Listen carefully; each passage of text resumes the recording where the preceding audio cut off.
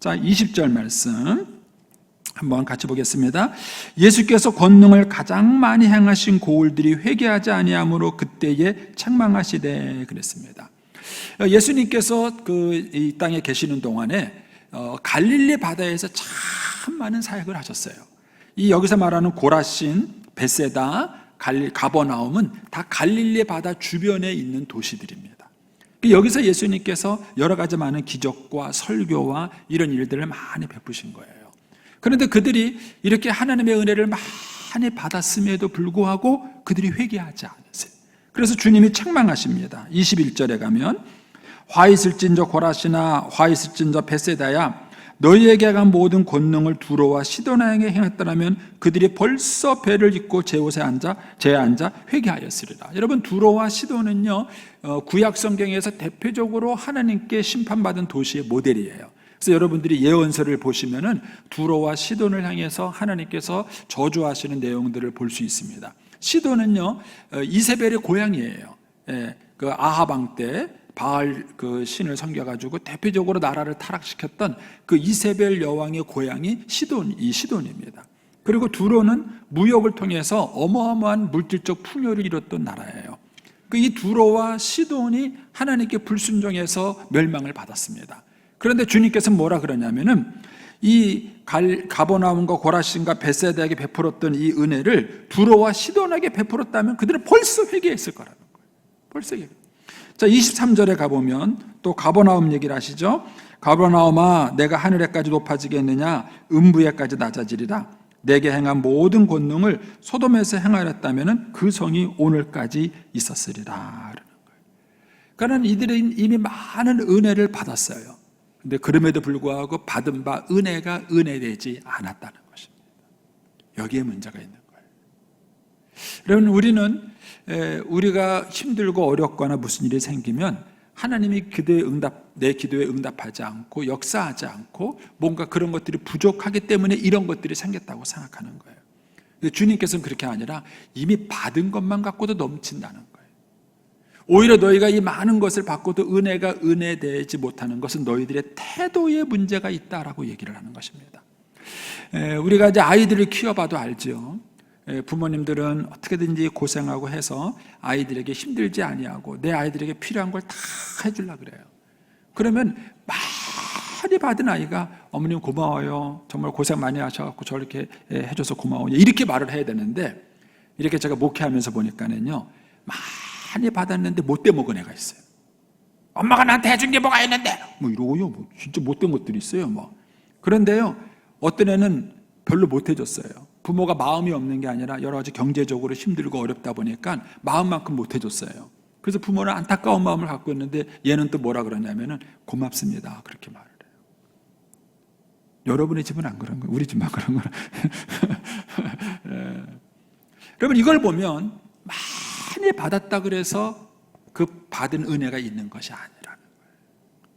그러니까 주님께서는 이 고라신, 베세다, 가버나움에 많은 기적과 능력을 베풀었는데도 불구하고 그들이 조금도 그것을 은혜로 받아들이지 못하고 있다는 것입니다. 왜 그랬을까요?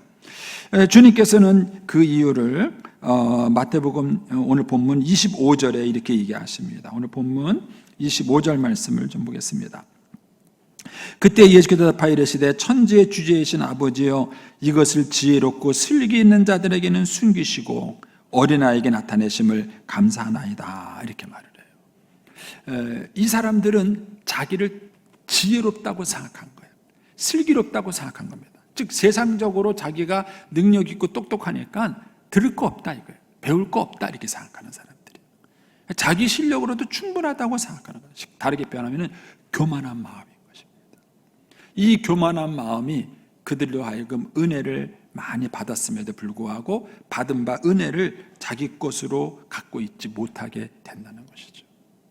그리고 우리가 받지 않아서 듣지 않아서가 아니에요. 하나님의 은혜를 많이 받는데도 모르는 거예요. 그러니까는 우리가 때로는 인생을 살아가면서 수고하고 무거운 짐을 지고 하나님 힘듭니다, 어렵습니다 이렇게 말했을 때 하나님이 날 버린 거 아니에요. 하나님 멀리 떠나신 거 아니라고요. 하나님이 여기 계셔요. 나와 함께 하셔요. 여전히 하나님은 그 은혜를 나에게 베풀어 주고 계시는 거예요. 근데 문제는 그걸 내가 모르고 있는 것뿐이에요.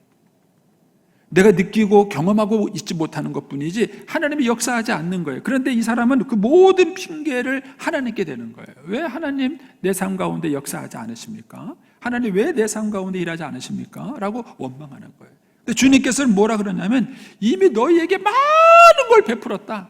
너에게 베푼 거를 두로와 시돈에게 베풀었다면, 너에게 베푼 거를 소돔에게 베풀었다면 벌써 회개했을 것이다. 중요한 거는 너희 마음의 교만 때문이라는 거예요. 그 교만이 우리로 하여금 갈급한 마음을 사라지게 만든 것입니다. 누가복음 13장에 가면 이런 재미있는 사건이 있습니다. 그때 마침 두어 사람이 와서 빌라도가 어떤 갈릴리 사람들의 피를 그들의 제물에 섞은 일로 예수께 아뢰되 대답하여 이르시되 너희는 이 갈릴리 사람들이 이같이 해받음으로 다른 모든 갈릴리 사람보다 죄가 더 있는 줄 아느냐? 너희에게 이르노니 아니라 너희도 만일 회개하지 아니하면 다 이와 같이 망하리라. 또 실로암에서 망대가 무너져 치어져 죽은 18사람이 예루살렘에 거한 다른 모든 사람보다 죄가 더 있는 줄 아느냐? 너희에게 이르노니 아니라 너희도 만일 회개하지 아니하면 다 이와 같이 망하리라. 여러분, 예수님이 사역할 당시에 빌라도가 어떤 사람들을 죽여가지고 제단에 뿌린 모양이에요. 사람들이 그 얘기를 하는 거예요. 또 망대가 갑자기 무너져가지고 그 밑에 사람들이 깔려 죽은 거예요. 그 사람들이 그 얘기를 하는 거예요. 그러면서 마치 그 죽은 사람들이 죄를 많이 지어서 하나님께 벌 받은 것처럼 그 얘기를 하는 거예요. 근데 주님께서 그렇게 말씀하시는 거예요. 웃기지 마. 너도 똑같은 놈이야. 너에게 그런 일이 안 일어났다고 해서 너는 의인인 척하지 마. 이런 얘기를 하는 거예요. 그러니까 우리는 살아가다가 누군가에게 불행한 일이 생기면은요, 우리는 그 사람이 뭔가 죄를 지어서 벌 받았다고 생각하는 거예요. 자기는 그보다 낫다고 생각하는 거예요. 대표적인 실수 중에 하나가 그러죠. 누가 이제 어려움을 겪으면 에휴, 기도 안 해서 그래, 기도 안 해서 그래. 자기는 기도 잘해서 그런 일 없나요? 우리들이 흔히 하는 실수 중에 하나. 흔히 하는 실수. 주님께서 그런 얘기를 하시면서 너희가 스스로 자기를 지혜롭고 슬기 있게 여기는 그 교만한 마음이 너희로 하여금 하나님을 알지 못하게 만든다. 우리가 하나님을 믿습니다. 성령 체험도 했습니다. 그래서 거듭나는 은혜도 경험했고 하늘의 은혜도 경험했어요. 근데 그런 은혜의 경험이 있는 사람은 어떤 착각에 빠졌느냐면은 자기는 하나님을 잘 안다는 생각을 갖고 있는 거예요. 더 이상 하나님에 대한 갈망과 열망을 갖고 있지 않습니다.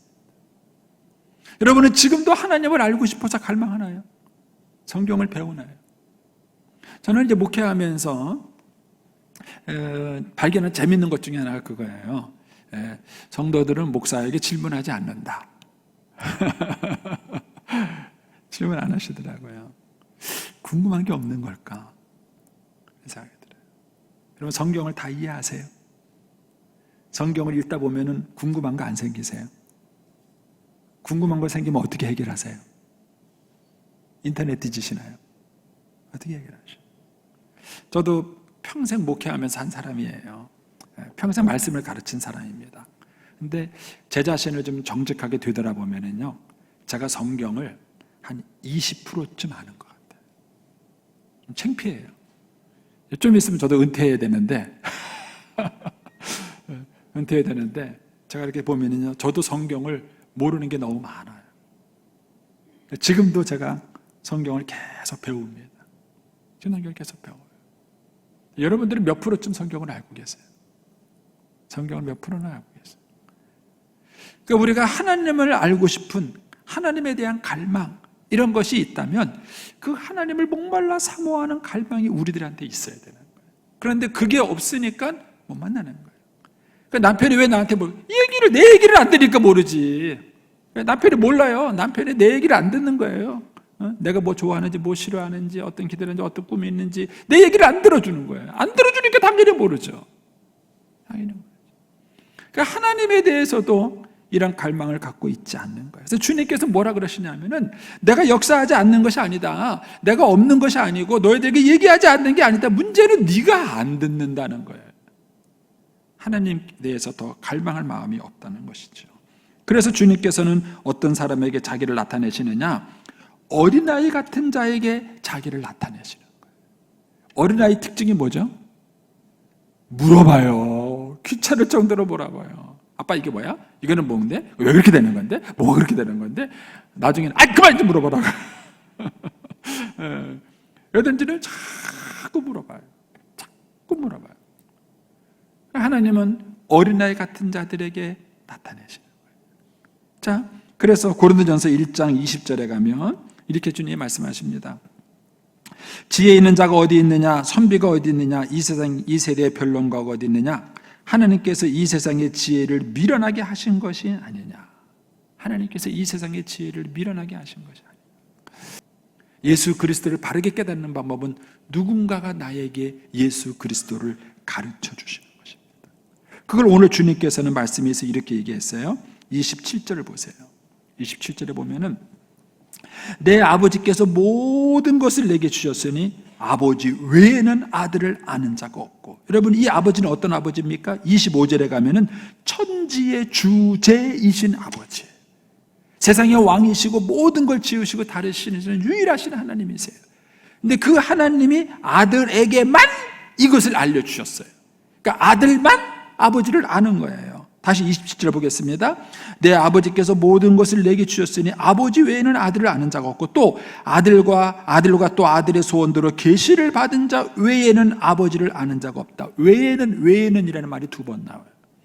그러니까 하나님께서 우리에게 은혜로 주시고 나타내 보여주시고 깨닫게 해주셔야 아는 것이지 세상의 경험, 지식 이것 가지고 막 아는 게 아니더라고요. 저는 목회하면서 그런 경험을 너무 많이 봤어요. 세상적으로 학문과 공부는 잘 하셨는데 자신의 삶은 엉망이에요. 가정생활은 엉망이에요. 그런데 자기 이름도 잘 쓰지 못하시는 우리 어르신들, 새벽기도 나오시고 목사님 말씀대로 순종하고 열심히 예배드리시는 어르신들, 신방 가서 얘기를 해보면요 삶의 지혜가 넘치세요. 저분이 어떻게 저런 지혜를 갖고 있지? 가방끈도 짧으신데 어떻게 저런 지혜를 갖고 있지? 어떤 때는 깜짝깜짝 놀랄 때가 있어요. 근데 그분들이 평생 하나님 말씀에 귀를 기울이고 하나님 말씀을 배운 것이 그분을 지혜롭게 만든 것입니다. 저는 그래서 여러분들이 예수 믿는 교육에 너무 복 받으신 거예요. 그래서 저는 이 하나님의 말씀이 정말 지혜롭다는 걸 믿어요. 다시 한번 고린도전서 1장 20절 제가 읽어드리겠습니다. 지혜 있는 자가 어디 있느냐? 선비가 어디 있느냐? 이 세대의 변론가가 어디 있느냐? 하나님께서 이 세상의 지혜를 미련하게 하신 것이 아니냐? 하나님의 지혜에 있어서는 이 세상이 자기 지혜로 하나님을 알지 못하므로 하나님께서 전도에 미련한 것으로 믿는 자들을 구원하기를 기뻐하셨도다. 유대인들은 표적을 구하고 헬라인들은 지혜를 찾으나 우리는 십자가에 못 박힌 그리스도를 전하니 유대에게는 거리끼니 것이요 이방인에게는 미련한 것이로되. 26절로 가보겠습니다. 형제들아 너희를 부르심을 보라. 육체를 따라 지혜로운 자가 많지 아니하며 능한 자가 많지 아니하며 문벌 좋은 자가 많지 아니하도다. 그러나 하나님께서 세상에 미련한 걸 택하사 지혜 있는 자들을 부끄럽게 하려 하시고 세상에 약한 것들을 택하사 강한 것들을 부끄럽게 하려 하셨다. 하나님의 나라를 보면 참 그래요. 부끄럽지만 저는 하나님이 절 쓰시는 것만 봐도 그래요. 어떻게 하나님이 나 같은 사람을 불러서 목회자로 부르셔서 하나님 나라를 위해서 일할 수 있도록 하셨는가 하는 거 보면은 하나님의 역사와 섭리는 참으로 놀랍다는 것이죠. 따라서 우리가 가지고 있는 그런 문제가 뭐냐? 태도의 문제라는 거예요. 그 태도의 문제는 뭐냐? 하나님을 향한 갈망이 없다는 거예요. 하나님을 향한 가난한 마음이 없다는 것입니다. 시편 42편에 이렇게 말하죠. 하나님이여 사슴이 씻는 물을 찾기에 갈급함과 같이 내 영혼이 주를 찾기에 갈급하니이다. 내 영혼이 하나님 곧 살아계신 하나님을 갈망하니 내가 어느 때에 나아가 하나님의 얼굴을 배우리까 하는 거예요. 그러면서 주님께서 우리가 하나님을 느끼기 위해서 어떻게 해야 되는가라는 얘기를 그 말씀 가운데 해주고 있습니다. 오늘 본문 말씀 27절 말씀으로 다시 가보겠습니다. 거기에 보면 이렇게 말합니다. 내 아버지께서 모든 것을 내게 주셨으니 아버지 외에는 아들을 아는 자가 없고 또 아들과 또 아들의 소원대로 계시를 받은 자 외에는 아버지를 아는 자가 없느니라. 그런 거예요. 즉 하나님만 우리에게 은혜를 주시지 절대 하나님 외에 다른 곳에는 은혜를 가질 수 없어요. 그래서 그러므로가 거기에 들어가면 좋을 것 같아요. 그러므로 내게 오라예요. 그 내게가 누구죠? 아버지로부터 모든 걸 저쪽으로 위임받은 나예요. 그 예수님이에요. 예수님만이 하나님을 알고 예수님만이 그 모든 것을 우리에게 알려줄 수 있는 그분이에요. 그 예수님이 내게로 오라 이렇게 말씀하신 거예요. 내게로 오라 이렇게 말씀. 따라서 우리의 삶의 갈등과 고민에 대한 목마름에 대한 해결은 주님께로 가는 것입니다. 주님만이 모든 해결책인 줄 알고 주님께 가는 것입니다. 그러면서 그 주님이 뭐라고 말씀하시냐면은 수고하고 무거운 짐진 자들아 다 내게로 오라 이렇게 말씀하셔요. 예수님이 그런 말씀하셨죠. 나는 의인을 부르러 온 것이 아니라 죄인을 부르러 왔다. 건강한 자에게는 의사가 쓸데없고 병든 자라야 의사가 쓸데있느니라 이런 말씀하셨죠. 이 얘기는 그거예요. 자기를 수고하고 무거운 짐진 자로 여기는가 아니면 나는 해피해요 이렇게 여기는가 하는 거예요. 누가 예수님께 찾아오는가? 자기를 수고하고 무거운 짐진 자로 여기는 자들이 예수님을 찾아가는 거예요. 그런 가난한 마음, 하나님 나 힘들어요, 하나님 주의 도움이 필요해요, 나는 하나님의 인도하심이 필요해요, 이런 가난한 마음이 있는 사람이 주님께서는 오라는 거예요. 다 내게로 오라 이렇게 말씀하셔요. 그러면서 이렇게 주님께서 말씀하십니다. 다 내게로 오라, 내가 너희를 쉬게 하리라. 그러면서 뭐라 그러냐면 나는 마음이 온유하고 겸손하니 그래요. 여러분, 이 앞에 있는 사람들의 문제는 뭐예요? 그렇게 많은 은혜를 받고도 깨닫지 못하는 교만함이 있는 거예요. 그래서 화이 실진저 권하시나 지혜롭고 슬기 있게 여기는 자들이라고 말한 거예요. 그러니까 그들에게는 절대로 겸손을 배울 수 없어. 근데 예수님께서는 뭐라 그러냐면은 나에게 와, 나는 온유하고 겸손해. 예수님은 어느 정도 겸손하시죠? 하나님과 근본 본체시나 하나님과 동등됨을 취할 것으로 여기지 않고 자기를 낮춰 종의 형상을 갖기까지 예수님은 겸손하셨어요.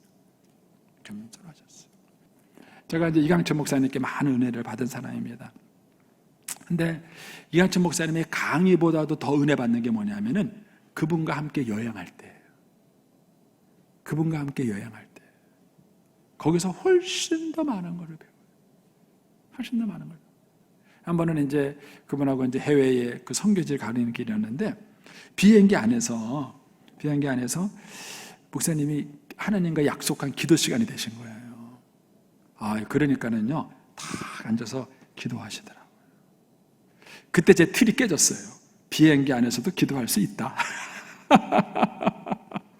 이게 참 재밌어요. 비행기에서도 기도할 수 있다. 네. 또 한 번은요 이제 버스를 타고 어디 이동 중이었는데 그때가 이제 본인이 하나님께 기도하기로 약속한 시간이 되셨나 봐요. 네. 그러니까는요, 딱 그 시간에 목사님이 기도하셔요. 버스 안에서. 근데 버스 안은 되게 시끄러웠거든요. 네. 그때 깨달았어요. 버스 안에서도 기도할 수 있다. 네. 할 수 있다. 한 번은 이제 그 바나바 훈련을 일하시면서 이제 김상구 선교사님이라고 계셔요. 근데 그분이 이제 자기 집에서 예배를 드리게 된 거예요. 이제 이강철 목사님 모시고 예배를 드리니까 예배를 드려야 되는데 집에 방석이 없었던 거예요. 방석이 없어가지고 그 이제 바나바 훈련은 강당에 가면은 훈련 중에 방석이 많이 쌓아놨거든요. 그래서 거기서 이제 방석을 가다가 자기는 이제 목사님 오신다고 방석을 쫙 깔아놓고 예배 준비를 한 거예요. 근데 예배를 다 드리고 가신 다음에 목사님께 이메일이 왔대요. 이메일을 딱 하면서 김상국 그 당시 간사였거든요. 김상국 간사님 방석을 제자리에 갖다 놓으십시오. 그러면서 하신 적이 뭐라 그러냐면 나는 개인적인 사유로 A4 용지 한 장도 쓴 적이 없습니다. 이렇게 말씀하셨대요. 그 김상국 선교사님이 훔쳐온 것도 아니고 방석이 없어서 일단 잠시 빌려온 건데 갖다 놓고 다시 갖다 줄 생각은 했죠. 뭐 갖고 있으려면 무슨 오해가 생긴지 모르죠. 그러겠네요. 근데 그 선생님 그 얘기를 할 때 제가 참 해서 저 정도 자기 관리가 돼야 되겠구나. 저 정도 자기 관리가 되지 않고 어떻게 영적인 지도자가 되겠는가 하는 거예요. 그런 얘기는 본인은 강의 안 하세요. 강의 안 하세요. 근데 사실은 그런 게 훨씬 더 중요해요. 그래서 예수님께서는 뭐라 그러냐면은 나에게로 와라. 그리고 나에게 배우라 이렇게 말씀하시는 거예요. 여러분 신앙생활은요 뭐 새벽기도 나온다 뭐 저렇게 이래가지고 배우는 게 아니에요. 신앙은 살아계신 예수님을 만나는 거예요. 그 예수님과 교제하는 거예요. 그 예수님의 음성을 듣는 거예요. 그걸 하기 위해서 우리는 예배하고, 그걸 하기 위해서 우리는 기도하고, 그걸 하기 위해서 우리는 성경을 보는 거예요. 그런데 자꾸 우리는 종교적인 형식과 틀을 가지고 하나님께 나가려고 그러는 거예요. 그래서 주님께서는 뭐라냐면 내게 와서 내게 배워. 나는 온유하고 겸손하기 때문에 그래요.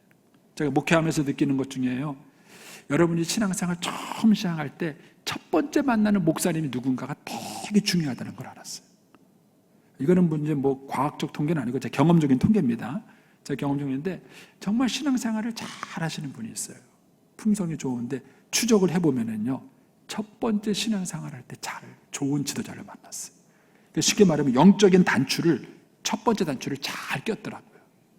그런데 어떤 사람은요, 이상한 분 만나서 신앙을 배운 분이 있어요. 그래서 첫 단추부터 잘못 꼈어요. 이런 분들 신앙 바로 잡아주려면요 정말 힘들어요. 그리고 잘 잡히지도 않아요. 여러분, 그런 면에서 어떤 스승을 첫 번째로 만나느냐는 것이 대단히 중요해요. 예수님이 그렇게 말해요. 나는 마음이 온유하고 겸손하다. 그 앞에 나오는 고라신, 베세다, 가버나움처럼 그렇게 교만하지 않다는 거예요. 나는 온유하고 겸손하니 내게 나와서 내 멍에를 베고. 그래서 내 멍에는 쉽고라는 얘기는요, 딱 맞는다라는 뜻이에요. 딱 맞는다. 여러분, 큰 신발 신어본 적 있으세요? 큰 신발. 저 군대 갔다니까는요, 막 신발 나눠줘요. 근데 야, 신발에 맞춰. 저 군대 무식하죠. 신발에 맞춰 그래요. 근데 이 신발이 맞지 않으면요, 행군할 때 물집이 까지고요, 발에 어려움을 겪어요. 그래서 주님 말씀하시는 거예요. 내 멍에는 쉽고라는 얘기는요, 딱 맞는다는 거예요. 여러분, 인생을 살아갈 때요, 아무 멍에가 없는 게 행복한 게 아니에요. 아무 멍에가 없는 게 행복한 게. 여러분, 저는요, 휴가 가는데 낚시하러 가는 분 이해가 안 돼요, 저는요. 가서 조용히 있어야지. 그것도 배 타고 가가지고 또 그 뱃멀미하는데 배 타고 가서 또 왜 그런 고생을 하세요? 돈 써가면서. 여러분, 쉰다는 거는요, 가만히 있는다는 뜻이 아니에요. 뭔가를 움직이는 거예요. 근데 왜 힘든가? 맞지 않아서 그래요. 내 멍에는 쉽고라는 얘기는 그 멍에가 딱 내 몸에 맞는 거라는 거예요. 그런 말씀하십니다. 내 짐은 가볍다라는 거예요. 이 가볍다라는 얘기는요, 즐겁게 한다는 뜻이 있는 거예요. 여러분, 자식을 위해서 아침에 일어나는 게 힘드세요? 제 친구 목사님이 하는 얘기가 있어요.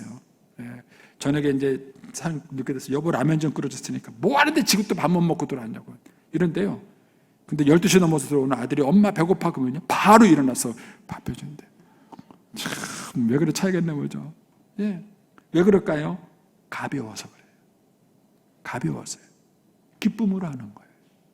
여러분들이 주일날 예배 드리는 것이, 아침에 일어나서 기도하는 것이, 성경을 읽는 것이, 그것이 가벼우세요? 그러면 짐이 되는 게 아니에요. 성가대가 가벼우세요? 무거우세요? 노래하는 게 행복하지 않으세요? 선택된 자만 앉는다고 제가 들었는데, 그죠? 괜찮으세요?